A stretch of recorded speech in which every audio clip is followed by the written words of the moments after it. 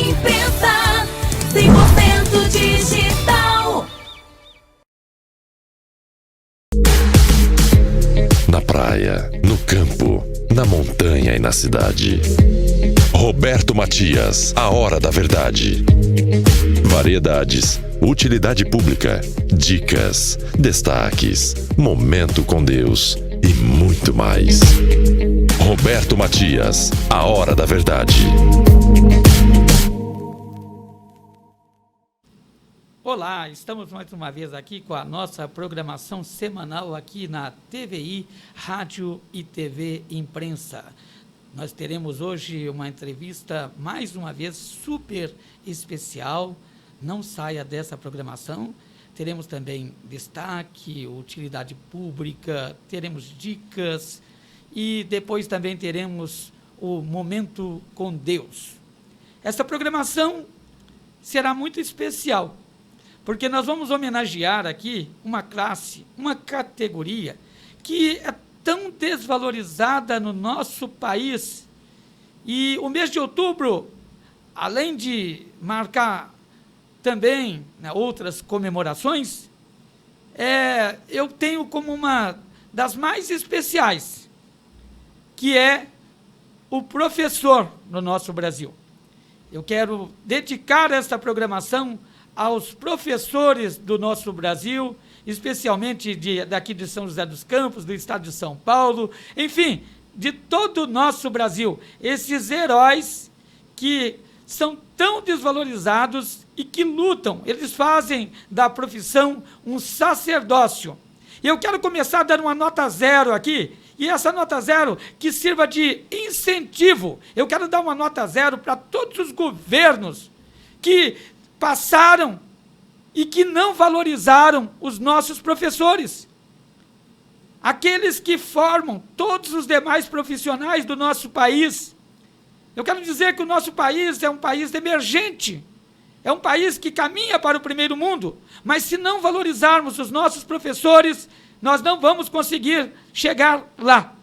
Então, é muito importante, eu quero dar uma nota 0 para todos esses governos que não tiveram a sensibilidade de enxergar os nossos professores, de valorizar os nossos professores, de investir verdadeiramente na educação.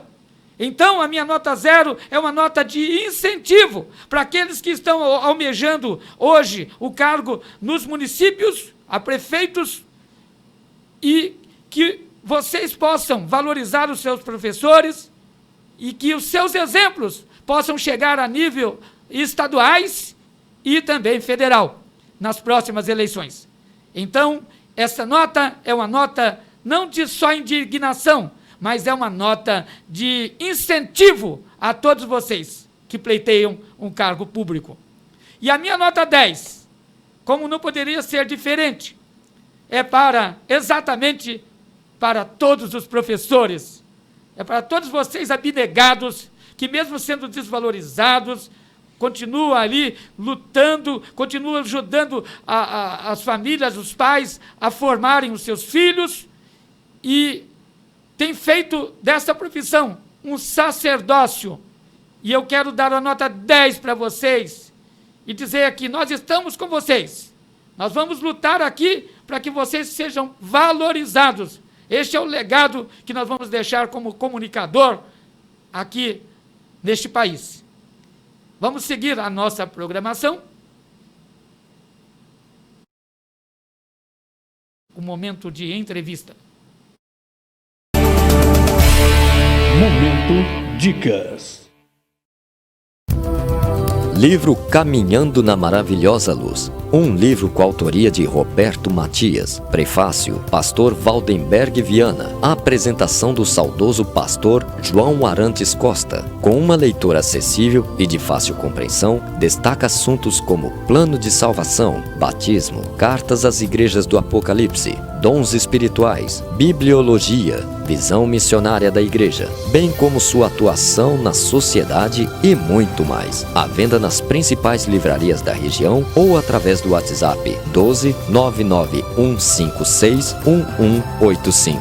Livro Caminhando na Maravilhosa Luz. Momento Destaques. A solidariedade é um dos atos mais nobres do ser humano. E a CI lança a campanha ACI Solidária. Este projeto visa auxiliar o maior número de pessoas possível que estão passando neste momento por uma situação de vulnerabilidade em função do Covid-19. E você pode ajudar. Você, pessoa física, você, pessoa jurídica, pode contribuir com esse projeto. Faça o seu depósito nessa conta que está aqui. Esta conta é específica para o projeto ACI Solidária. Nós estaremos dando visibilidade nos nossos portais, no nosso site, de todas as empresas, pessoas físicas que estão contribuindo com o projeto e o destino, quem está recebendo esse auxílio. Por isso, a sua importância é muito grande nesse projeto. Nós contamos com você, todos juntos, unidos, cada um fazendo a sua parte, para que a gente possa transformar este mundo num lugar melhor para viver. É a CI e você, preservando vidas, empregos e empresas. Vem conosco para a CI Solidária e vem ajudar o maior número de pessoas possível. Deus te abençoe. Grande abraço.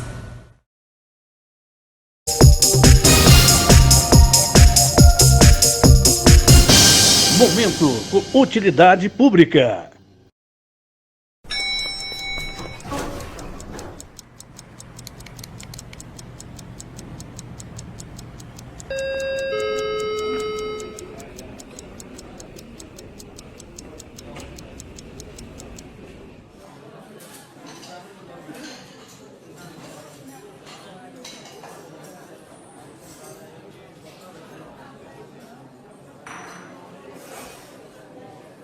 Chato esperar, não é? São mais de 100 instituições esperando pela sua doação. Acesse doaçãojosé.com.br e ajude as instituições da nossa cidade. A mudança começa por você. Todo dia é dia de doar. Uma iniciativa do Fundo Social de Solidariedade. www.valegospelnoticias.com.br Revista eletrônica Vale Gospel Notícias. Roteiros de igrejas, variedades, eventos, testemunhos, política, reflexão, lançamentos de livros, músicas, atualidades e muito mais. A primeira revista evangélica online da região. Para enviar matérias, eventos e anúncios, mande para o WhatsApp 12 991 56 11 85. www.valegospelnoticias.com.br Mais uma realização do Roberto Matias.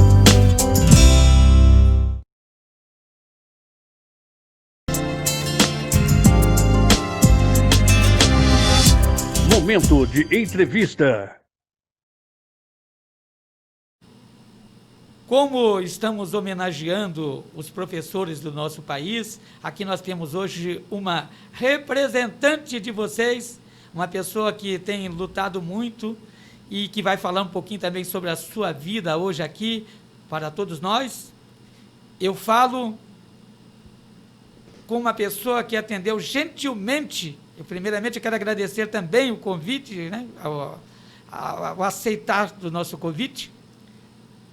Professora Antônia Varoto, ex-presidente da Fundação Cassiano Ricardo de São José dos Campos e passou por vários trabalhos aqui na cidade. Ela vai falar um pouquinho sobre isso. Seja bem-vindo!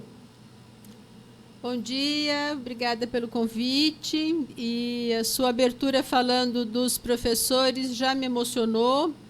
São poucas as pessoas que lembram que o que fazem hoje como profissionais partiu da primeira letra que aprenderam lá atrás, na sua infância, por meio do trabalho árduo dos professores.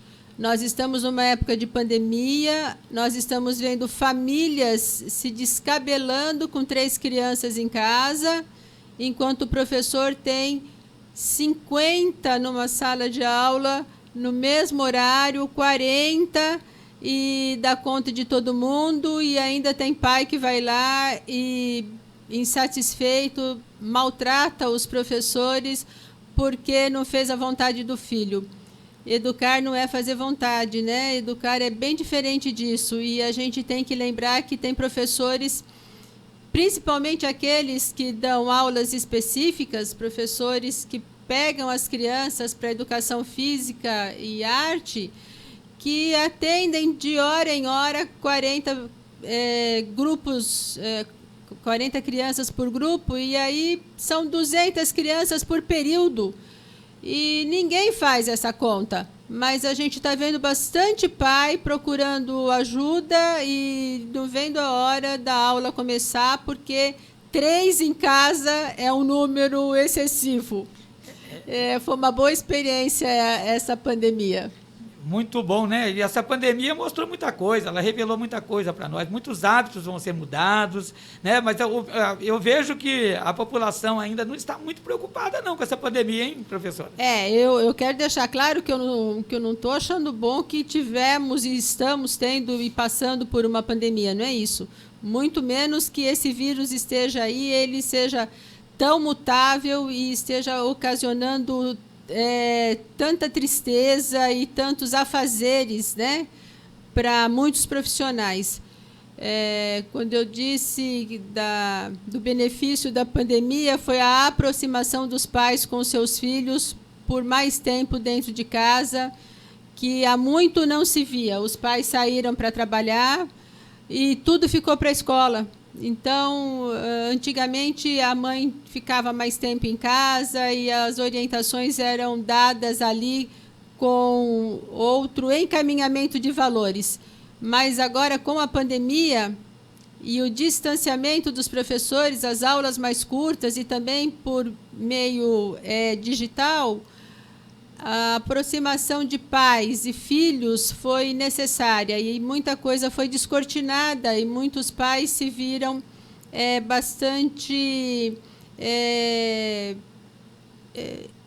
despreparados para conviver diariamente e o dia inteiro, esse diariamente também o dia inteiro, com os seus filhos e cobrando deles tarefa, valores, comportamentos. Nesse sentido que eu vi benefício na pandemia, mas não a pandemia em si, por favor, jamais. Nós entendemos perfeitamente, e eu creio que todos os telespectadores, os ouvintes também entenderam.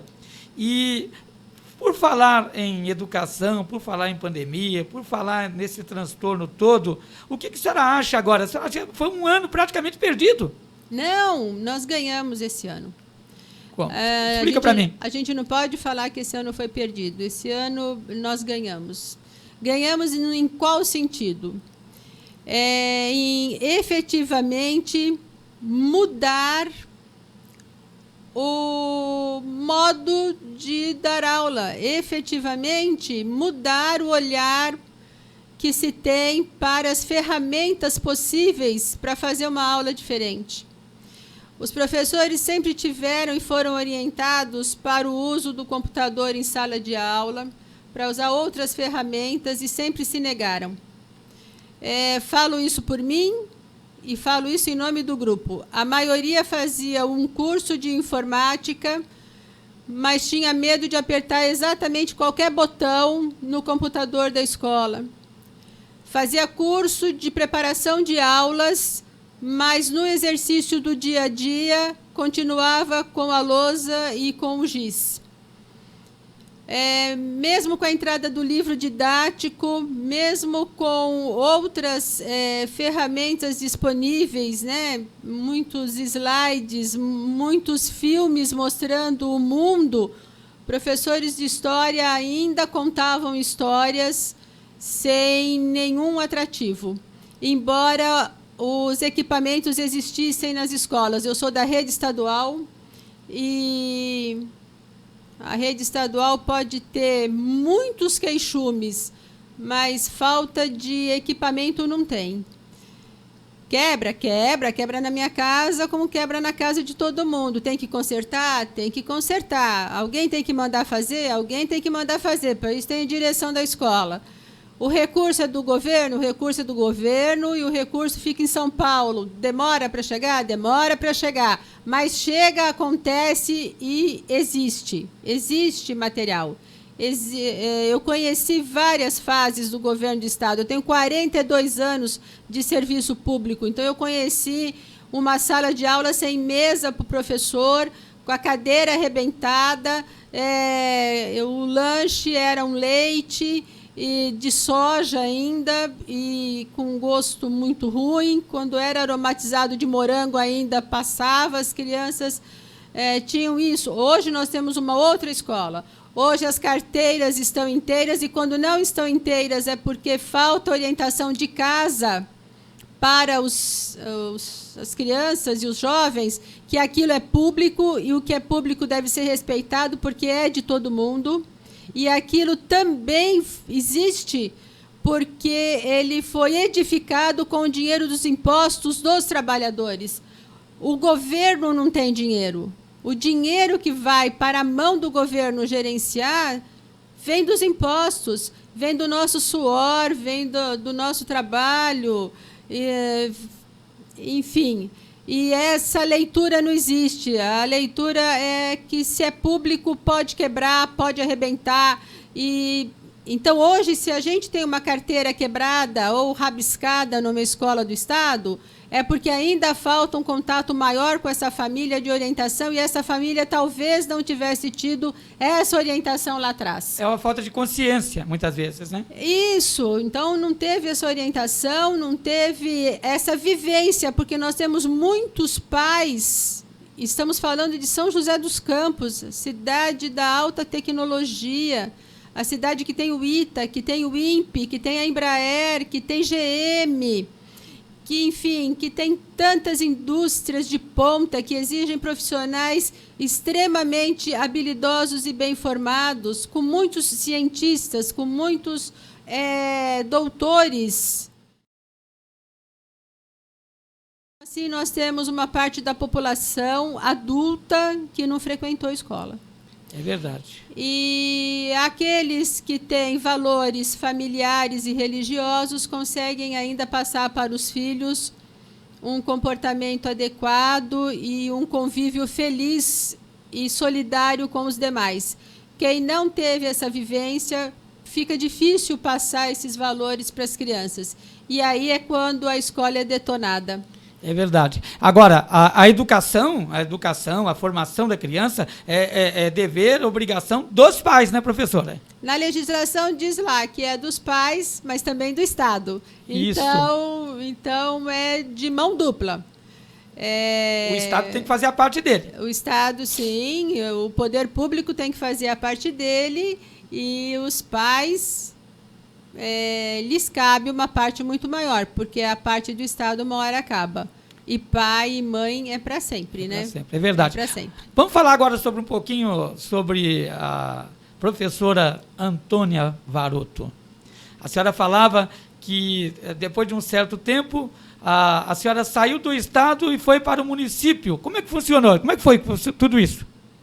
Bom, eu acho que a história começa um pouquinho antes. Eu comecei a trabalhar dentro de uma escola com 13 anos de idade, na secretaria da escola. Naquela época não tinha nenhum problema menor de idade trabalhar. Verdade. Então, eu estudava na escola, era o Externato São José de Vila Matilde, hoje é o Colégio São José de Vila Matilde, eu sou de São Paulo. E eu estudava lá como bolsista, eu ganhei uma bolsa de estudo das irmãs. E com 13 anos, as irmãs chamaram a minha mãe e fizeram, por um lado, um grande elogio, dizendo que eu era muito organizada e que tinha uma letra muito adequada, muito boa. E, naquela época, toda a escrituração escolar era feita com caneta tinteiro e à mão. Então, eu fui convidada a estudar meio período e o outro meio período a trabalhar como auxiliar na secretaria da escola. E aí o amor por aquele ambiente, que já era grande, ficou maior. Eu aprendi todo o serviço da secretaria. Do Colégio São José de Vila Matilde, eu fui para o Colégio dos Padres Olivetanos, já fazendo magistério, então eu fazia magistério no Colégio São José e trabalhei na secretaria e montei a biblioteca do Colégio dos Padres Olivetanos, que é o Colégio Olivetano que tem na Vila Esperança, em São Paulo. E, formada professora, eu fui para o interior, a minha mãe havia falecido, meu pai resolveu ir para o interior e eu fui morar em Ilha Solteira. No outro extremo, se a gente fizer uma linha na diagonal no estado de São Paulo, saindo de São José dos Campos, a gente dá em Ilha Solteira. Certo. No outro extremo do estado, Ilha Solteira não era um município, era um distrito de Pereira Barreto. E lá eu tive a oportunidade de trabalhar na APAI e fui me especializar em Araçatuba. Então, eu viajava diariamente para Araçatuba para fazer o curso e voltava para Ilha Solteira, de ônibus, enfim. Não é fácil. E me formei professora especializada, naquela época o nome era esse, em deficientes mentais. Hoje nós tratamos por deficientes intelectuais. E daí para frente o meu foco de trabalho foi educação especial. Então, trabalhei na APAI de Ilha Solteira, estagiei em Marília, estagiei em Bauru, enfim, fiz toda uma trajetória até chegar na APAI de São Paulo. E, nesse meio tempo, dei aula na Prefeitura de Pereira Barreto, como professora de educação especial, e fiz um concurso para o estado de São Paulo e me efetivei em 1981 e voltei para São Paulo. Então, em 81, eu vim para São Paulo como professora efetiva, muito jovem. 2 anos depois, eu já havia feito o curso de pedagogia, ainda lá no interior.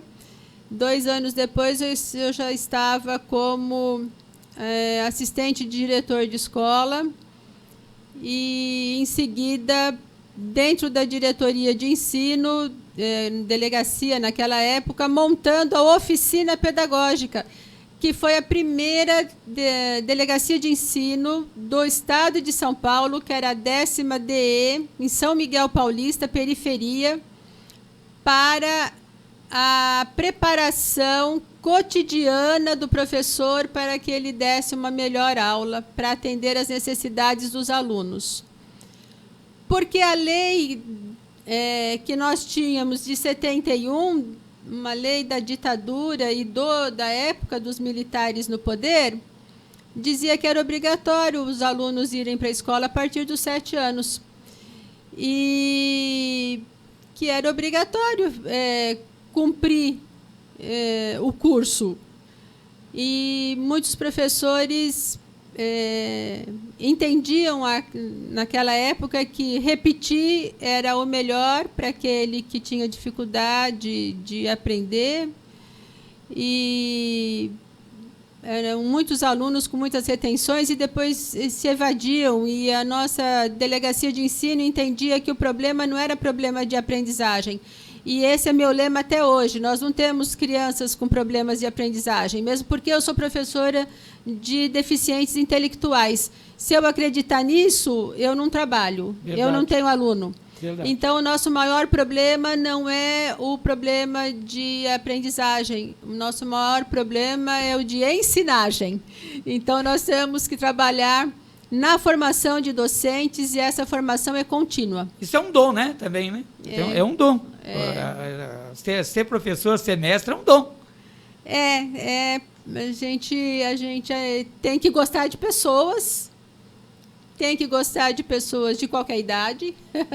Lógico que tem professores que se dão melhor com os pequenininhos e lógico que tem os professores que se dão melhor com o pessoal do ensino médio, mas tem que gostar de pessoa e tem que gostar de ver que o outro está melhorando pela sua intervenção e que você também está melhorando pela interação com aquele grupo. E me conta uma coisa, e como chegou a São José dos Campos?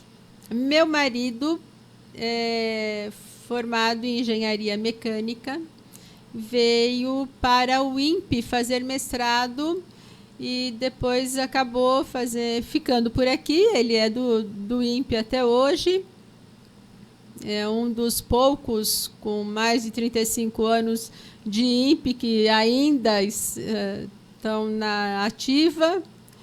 E eu vim de São Paulo para cá nessa situação. Aí cheguei aqui para trabalhar no Estado, fiz concurso para a Prefeitura, me efetivei na Prefeitura, eu acumulava cargo, dava aula nos 2 períodos e fui convidada para ser planejadora de ensino na Prefeitura. Aceitei, fui conhecer como é que era a prefeitura que tinha escolas, porque no interior do estado nós não tínhamos municípios com rede própria. E aqui São José tinha naquela época 10 escolas de primeiro grau, que era assim que elas eram chamadas, e uma rede bem grande já de educação infantil, com professores que estudavam muito, estudavam teorias de aprendizagem que estavam chegando ainda, né? Que era o construtivismo, que era Vygotsky, era um grupo, era Madalena Freire, era um grupo novo para a educação. E esses profissionais da rede municipal de São José já se debruçavam em cima desses livros e já estudavam esses autores por conta própria. E eu achei isso tudo muito interessante. E o tempo passou, Emanuel tornou-se nosso grande prefeito. Certo, eu acompanhei toda a trajetória. Isso, tenho por ele uma admiração que deixo aqui expressa de uma maneira muito carinhosa e respeitosa. Trabalhei junto com a Ruana por muitos anos. A Ruana também foi secretária de Educação e eu tive a oportunidade de ser assessora.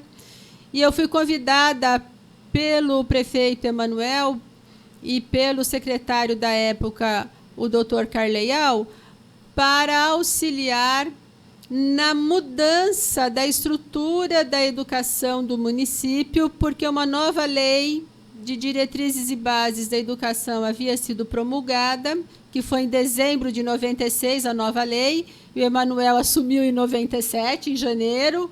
Então, a lei não tinha um mês e estava lá para ser aplicada, para ser entendida, para ser estudada. E como eu tinha uma formação específica em legislação educacional, eu fui convidada por ele para trabalhar na Secretaria de Educação e o governo do estado me emprestou para a prefeitura. Então, porque exigia tempo integral. Porque eu já exigia tempo integral e eu já havia pedido exoneração da prefeitura. Eu estava só no estado porque eu já havia feito o concurso, não estava mais em sala de aula, eu estava como supervisora de ensino. Então, como supervisora, em 97, eu me desliguei provisoriamente do estado, eu fui emprestada para o município. Então, fiquei na educação, montamos o Sistema Municipal de Educação, na gestão do professor Carleial e da Ruana. Montamos todo o Sistema Municipal de Educação, com o setor de planejamento, de vida escolar, com o Conselho Municipal de Educação. Inclusive, eu fui a primeira presidente do Conselho Municipal de Educação. E desligamos a rede municipal do estado, porque a supervisão das escolas da prefeitura era feita pela delegacia de ensino. Certo. Então, nós desvinculamos e criamos o setor de supervisão própria da prefeitura. Muito bom. Porque o contato com o munícipe era muito mais fácil e a resposta também viria muito mais rápido. Mais direto, né? Mais direto, o caminho seria encurtado. E a tendência pela nova lei, obrigação, pela nova lei, que havia sido assinada em dezembro de 96, era que o município fosse responsável pela educação infantil, e também pelo ensino fundamental. E o ensino fundamental poderia ter ou não parceria com o Estado. Então, a gente sabia que o ensino fundamental deveria crescer em São José dos Campos. Então, melhor ainda que fosse de forma autônoma para a prefeitura, para que ela pudesse tomar as decisões, conversar, verificar onde era melhor ter uma nova escola ou municipalizar uma do Estado, para melhor atender a população, ampliar o trabalho. E foi isso que fizemos lá na educação, enquanto eu lá estive. Depois saí de lá, fui para a assessoria especial do prefeito, lá no 7º andar, como assessora para assuntos em educação, por conta das decisões e dos convênios firmados com o próprio Estado. Eu conhecia as duas redes, então era fácil... Trâmite, né? Exatamente, fácil conversar para fazer os convênios da municipalização das escolas estaduais que houveram na época, que aconteceram naquela época, e para a decisão de auxiliar nas decisões de onde nós deveríamos ter mais escolas de ensino fundamental. Eu já havia participado do plano diretor que o Pedro Ives montou junto com a Unesp de Rio Claro, e depois a prefeita que o sucedeu assinou e entregou para a cidade. Então, eu conhecia numericamente a necessidade de São José inteiro por ter participado do plano diretor de 92. Então, e que não foi feito absolutamente nada até 97. Então, em 97, nós resgatamos esse plano, esses dados, e refizemos, atualizamos e demos esse encaminhamento. Certo. Agora me conta uma coisa. A secretária também teve na Fundação Cultural Cassiano Ricardo. Nós estamos com um pouco de tempo ainda, dá para falar um pouquinho sobre a Fundação Cassiano Ricardo. Antes da Fundação Cultural, eu passei pela Secretaria de Transportes para montar o Núcleo de Educação para o Trânsito. E eu acho que isso vale um registro, porque o que nós tínhamos um grupo lá dentro, mas não tínhamos um trabalho organizado e planejado adequadamente, e montamos toda essa equipe, o trabalho, o que deveria ser feito, fizemos as campanhas e participamos de alguns prêmios e obtivemos, inclusive, êxito em alguns, recebendo prêmio, inclusive, na Suíça, de não só a melhoria da malha viária, mas do trabalho feito em educação para o trânsito. Parabéns! E de lá, eu participei da seleção para ser presidente da Fundação Cultural. É aquela lista, Cassiano né? Ricardo. A lista tríplice. É uma lista tríplice, mas a gente entrega um currículo, entregamos um projeto para a Fundação. Eu fiz questão de conversar com o Conselho Deliberativo da Fundação Cultural, me apresentar, explicar o meu projeto antes do dia da eleição. E assim aconteceu, e optaram pelo meu nome. Fiquei os 2 primeiros anos, conforme manda o Estatuto da Fundação Cultural, e depois eu fui reconduzida por mais 2 anos, que é o máximo que se pode ficar na Fundação. Então, durante 4 anos, eu estive à frente da Fundação Cultural Cassiano Ricardo, com muito orgulho. E os resultados?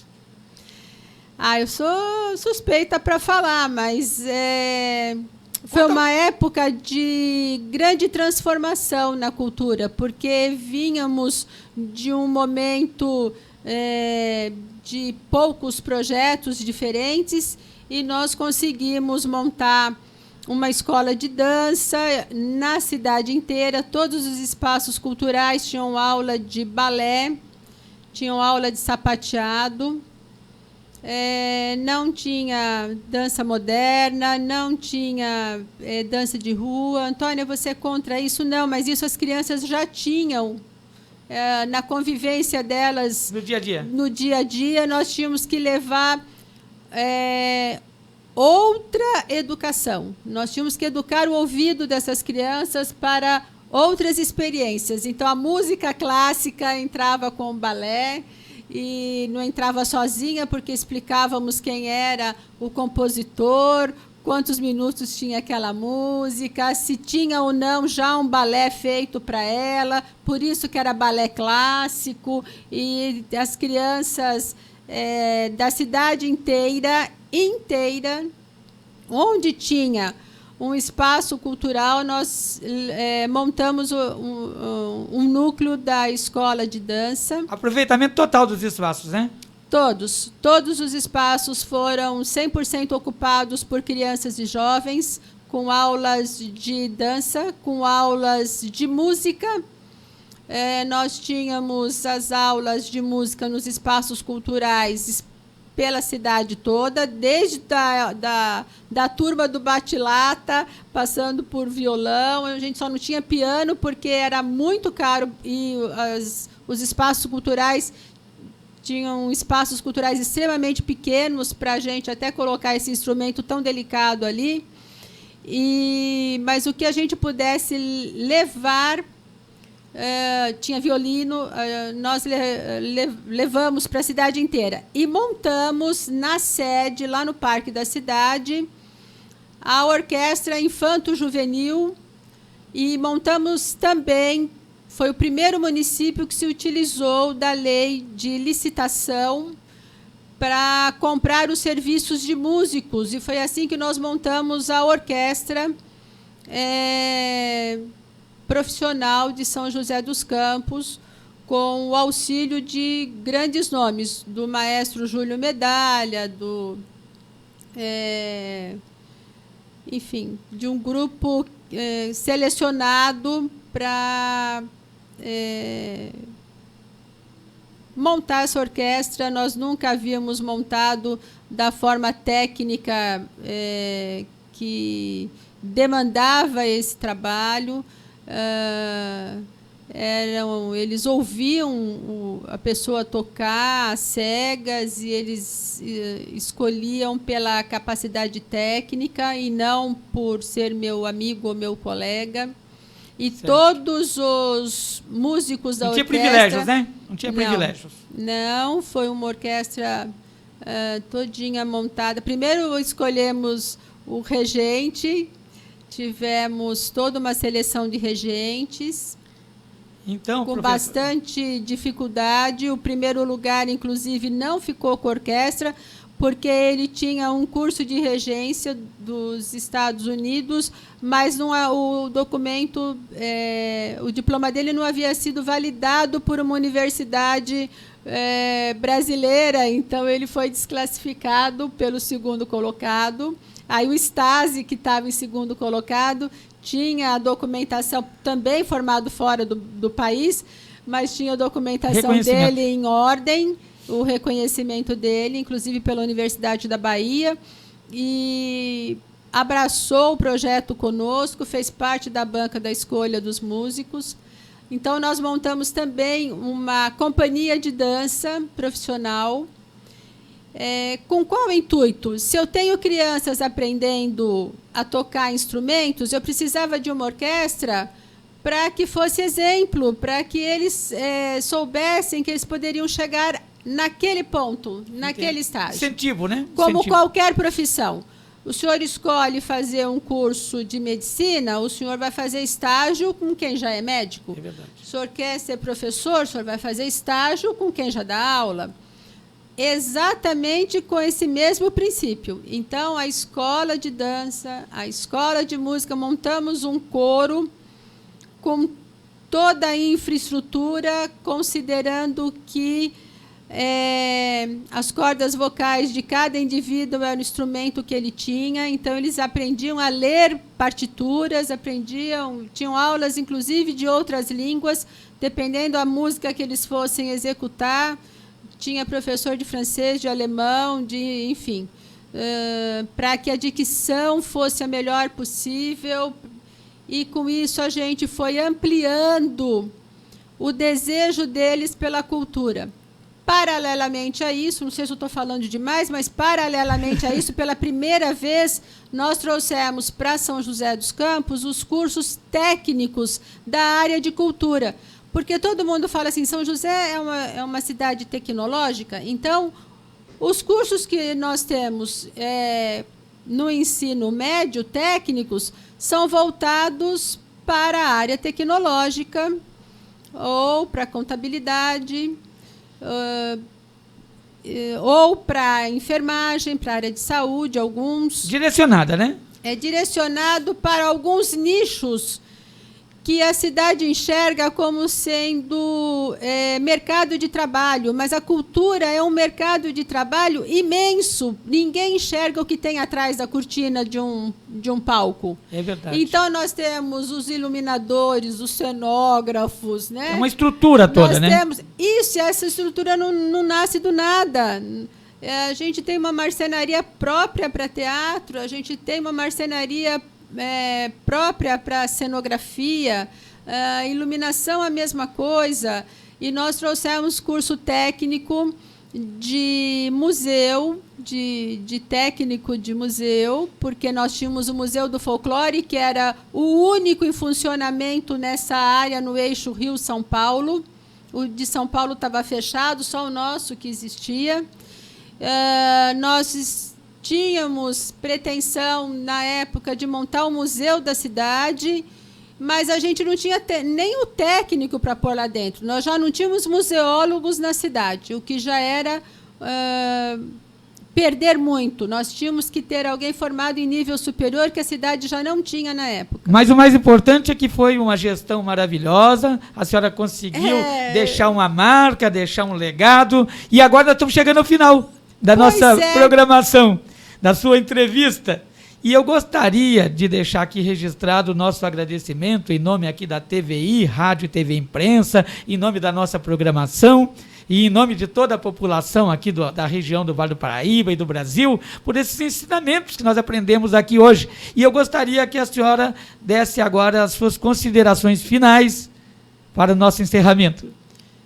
Bom, primeiro que o ser humano não se faz sozinho, né? Girafa nasce girafa, chimpanzé nasce chimpanzé, ser humano não nasce ser humano.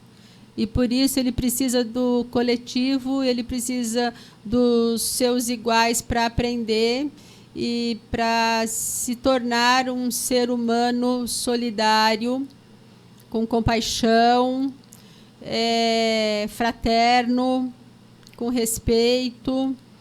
E nós, por sermos pessoas e termos um cérebro extremamente atuante e cheio de condições, nós temos que dar oportunidade e exercitá-lo. Nós temos por obrigação que essas crianças frequentem as escolas e que façam mais, que tenham esse desafio.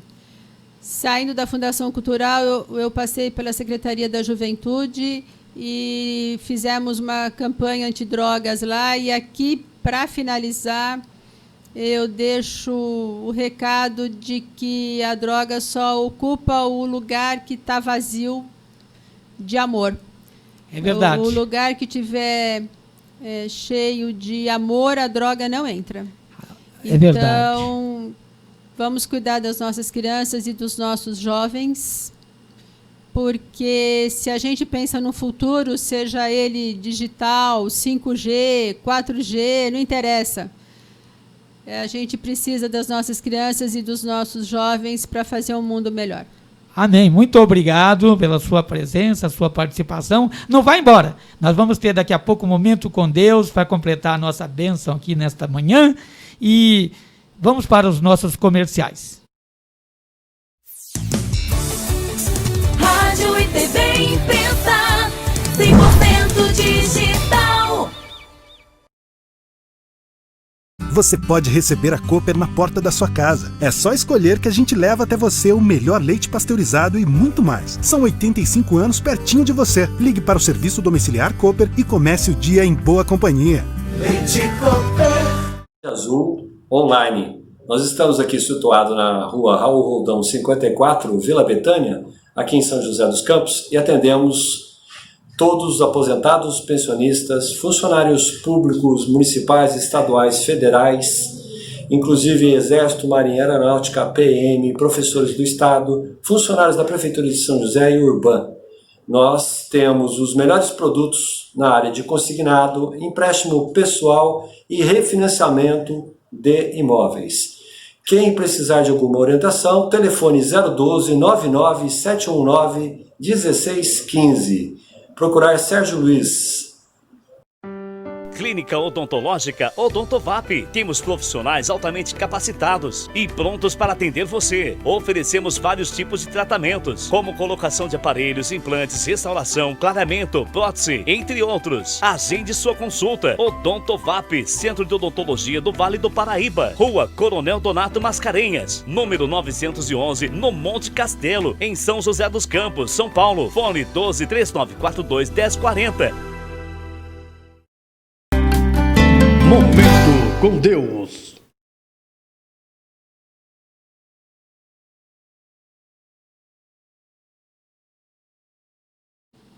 Este é um momento muito importante da nossa programação. Mas antes de começarmos essa programação, eu quero aqui deixar em nome da nossa amiga Antônia Varoto os agradecimentos ao prefeito Eduardo Cury, que ela também teve uma grande participação ali no governo do Eduardo Cury. Então, aquele abraço, Eduardo Cury, parabéns para vocês aí do PSDB, que vem desenvolvendo um trabalho maravilhoso na cidade. Agora vamos entrar com este momento muito importante da nossa programação. Muitos questionam a palavra de Deus, muitos questionam a Bíblia. E pensando nisso, e sentindo a resposta de Deus no nosso coração, Ele nos trouxe uma breve palavra, uma breve reflexão nesta manhã, para falar sobre a palavra de Deus, que é infalível e imutável. O salmista falou assim da palavra de Deus: nunca me esquecerei dos teus preceitos, porque tem me dado vida. Está registrado no livro de Salmo, capítulo 119, verso 93. Esses têm sido também os testemunhos de todos os que conhecem Cristo como Salvador. Sua palavra é eficaz e apta para discernir os pensamentos e os propósitos do coração. A palavra de Deus revela-nos os nossos próprios pecados e as suas consequências. Pois todos pecaram e carecem da glória de Deus, porque o salário do pecado é a morte. A palavra de Deus também nos fala do amor e da salvação de Deus. Mas Deus, sendo rico em misericórdia, por causa do grande amor com que nos amou e nos deu vida juntamente com Cristo, pela graça sois salvos. Não é por mérito, mas é pela graça de Deus. E Ele também dá sabedoria para a vida diária, dizendo: lâmpadas para os meus pés é a tua palavra e luz para os meus caminhos. O que me inspirou a escrever um livro, que é o livro Caminhando na Maravilhosa Luz. Você já ouviu alguém testemunhar para outras pessoas do amor de Deus e alguém sempre refutar, frequentemente dizendo: Espere! Isso foi escrito por homens e está cheio de erros como qualquer outro livro. Muitos outros expressam pensamentos semelhantes, como os cristãos afirmam que a Bíblia é a palavra infalível de Deus, mas não vejo razão aparente para acreditar que as palavras escritas na Bíblia pelo homem sejam mais infalíveis do que as palavras escritas pelo homem numa revista de ciências.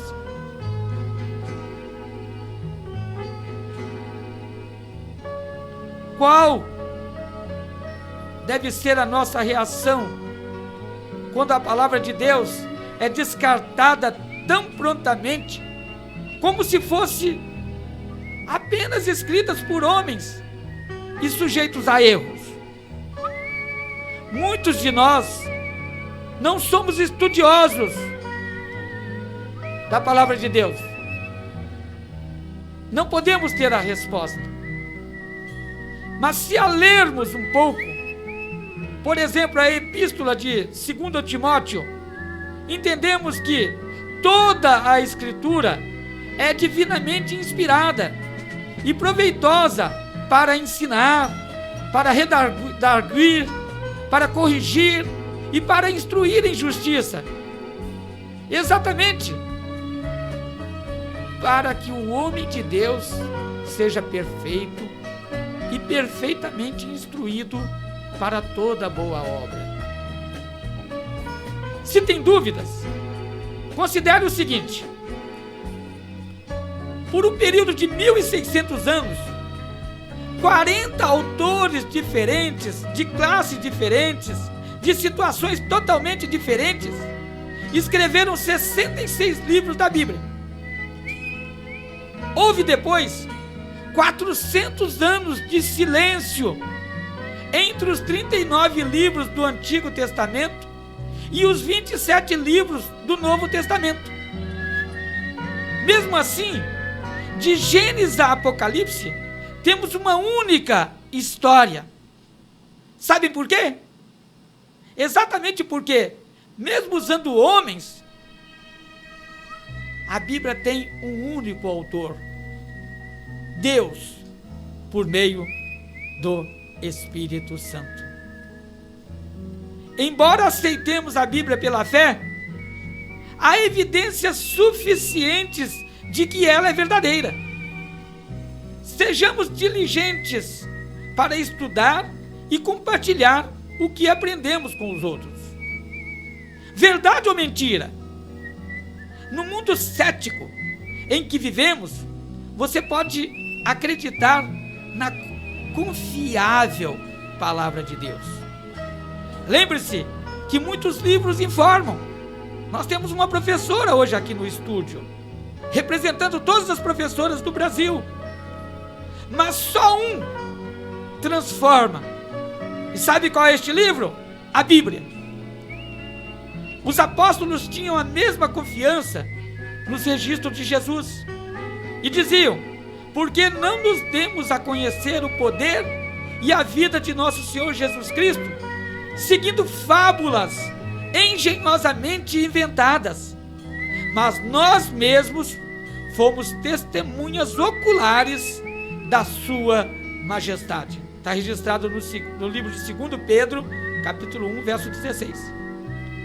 Podemos estar certos de que o relato bíblico do Rei dos Reis é um relato histórico exato. Em um mundo de mudanças, você pode confiar na palavra imutável do nosso Deus vivo. Que Deus te abençoe. Que todas as dúvidas sejam eliminadas do teu coração, para que você possa viver de fé em fé, de glória em glória e de vitória em vitória na presença deste Deus Todo-Poderoso. Eu quero colocar a tua vida nas mãos deste Deus que nós servimos. Eu quero colocar a vida da querida Antônia Baroto, que gentilmente atendeu o nosso convite e não sabia que ia passar um período da manhã tão diferente da sua vida. colocar a sua família, colocar a vida da Kevin, do Ferreira, do Peninha, de todos aqueles que participam desta programação na TVI, Rádio e TV Imprensa. Eu quero colocar a vida de todos os candidatos a vereadores, a prefeitos, para que eles possam seguir uma linha diferente, uma linha de amor verdadeiramente, que eles possam encarar os seus adversários somente como adversários, que não exista confusão durante este final de campanha. Eu coloco a vida dos prefeitos, dos governadores, dos vereadores, dos senadores, do presidente da República e de todas as autoridades constituídas por Deus. Porque todas as autoridades são constituídas por Deus. Senhor, nosso Pai, receba a nossa gratidão por esta manhã. Receba a nossa gratidão pela vida da professora Antônia Varoto, que está conosco hoje. Alcance a sua família, a sua casa. Vai tirando, Senhor, todo impedimento para que ela possa caminhar de fé em fé, de glória em glória, de vitória em vitória, juntamente com meus irmãos que estão nos ouvindo, nos assistindo nesta manhã, curando, libertando, restaurando.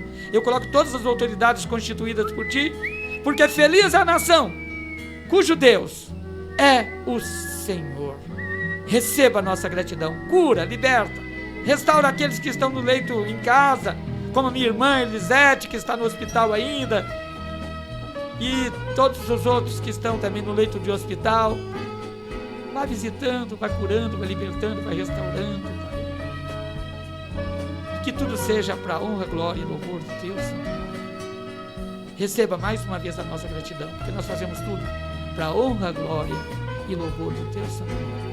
Muito obrigado por esta manhã. Muito obrigado, Senhor, por esta semana que o Senhor vai nos conceder. Em nome de Jesus e para a honra, glória e louvor do Teu santo nome. Amém.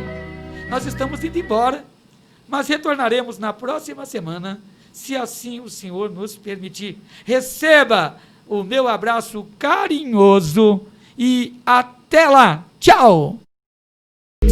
Roberto Matias, a hora da verdade.